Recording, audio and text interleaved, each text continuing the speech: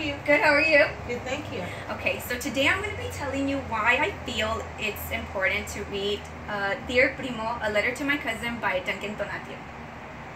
So I'll begin with a little background on the author. So the author was born in Mexico. He was raised in San Miguel de Allende and has a Mexican mother and an American father. So during his high school years, he would come to the U.S. He was studying in the U.S., but during the summer he would go back to Mexico.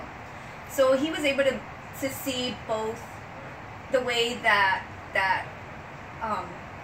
the traditions in Mexico and then his traditions here in the U.S.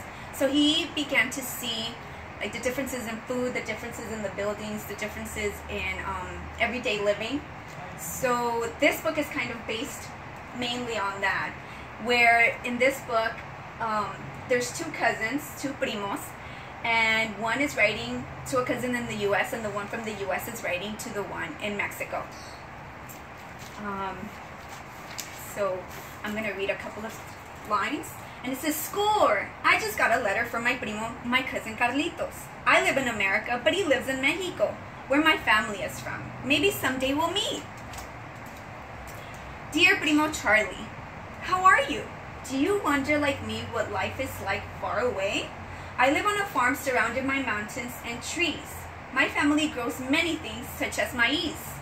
We have a burro, pollos, and a gallo. Every morning the gallo crows and crows."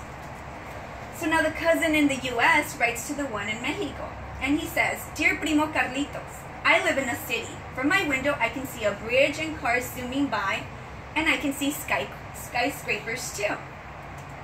So here, what makes it a good book, I believe, is that he, for example, in this one, as you saw, whatever he was telling in the story, he's drawing it out. He depicted the burro, he depicted the gallo, the pollo, so it gives the children understanding of what exactly the author is talking about.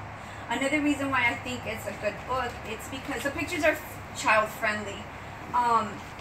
It's things that the children will understand. And at the end, since there are Spanish words, he also contains a glossary of the Spanish words. Another reason why I believe this is a good book and how it can relate to me is that, for example, I would also get letters from my cousin. And she lives in Mexico and I live here in the U.S. So when we would write to each other, we would tell each other, you know, I, for example, would tell her, you know, today we made pozole, which is something that my cousin in Mexico makes too.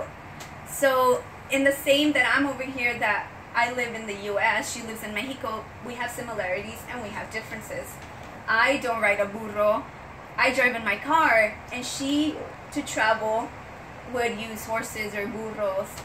And so one of the activities that I believe would be great for this book would be to write a letter to a relative that maybe lives in another city, maybe lives in another country, or even in another state, because just like us, even if we're a distance apart, we might have different things to do, or we might have similar things that we do together.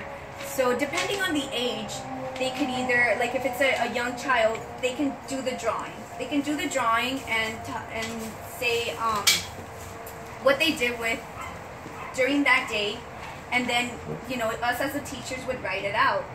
And then if it's an older child, then they could easily just write who they're writing to and then write exactly what they do. And then we can even use our own envelopes and have them pretend like they're sending it away to their relatives. And even further on, we can also have, even if they wanted to, have their parents send them over to their relatives so they can see the differences, and maybe they can start a connection, just like these characters in Dear Primo, like Charlie and Carlitos had. So that's why I think this is a great book to read.